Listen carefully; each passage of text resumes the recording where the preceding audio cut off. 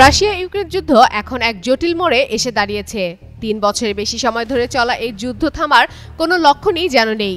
প্রতিদিনই সীমান্তে গোলাবর্ষণ, ড্রোন হামলা, বিদ্যুৎ কেন্দ্র ধ্বংস, সব মিলিয়ে ইউক্রেনের জীবনযাত্রা একেবারে বিপর্যস্ত।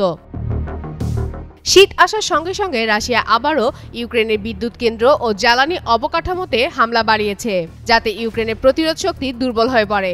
মস্কোর পরিকল্পনা স্পষ্ট যে যুদ্ধের গতি ধীরে ধীরে ইউক্রেনকে ক্লান্ত করে ফেলবে, আর দেশটির অর্থনীতি ও প্রতিরক্ষা একসঙ্গে ভেঙে যাবে। অন্যদিকে ইউক্রেনও পাল্টা আঘাতের প্রস্তুতি নিচ্ছে। যুক্তরাষ্ট্র ও পশ্চিমা দেশগুলোর কাছ থেকে আরও উন্নত অস্ত্র, বিশেষ করে দীর্ঘ পাল্লার ক্ষেপণাস্ত্র চাইছেন দেশটির প্রেসিডেন্ট ভলোদিমির জেলেনস্কি। তার লক্ষ্য ইউক্রেনের ভেতর সামরিক ঘাঁটি ও জ্বালানি ডিপোতে হামলা চালানো, যাতে মস্কো চাপের মুখে পড়ে। এই প্রেক্ষাপটে মার্কিন প্রেসিডেন্ট ডোনাল্ড ট্রাম্প হঠাৎ ঘোষণা দিলেন তিনি ইউক্রেনকে টমাহক ক্রুজ মিসাইল পাঠানোর কথা ভাবছেন। আর এই ঘোষণাই যেন নতুন করে যুদ্ধের আগুনে ঘি ঢালল।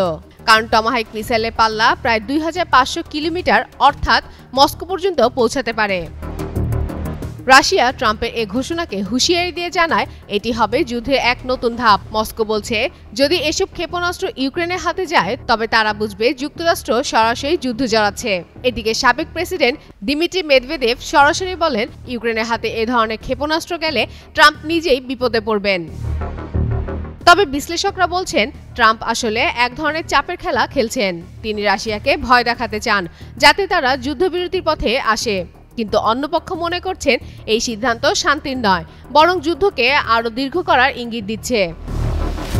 টমাহক পাঠানো মানে শুধু ইউক্রেনের শক্তি বাড়ানো নয়, বরং রাশিয়াকে সরাসরি উস্কানি দেওয়া।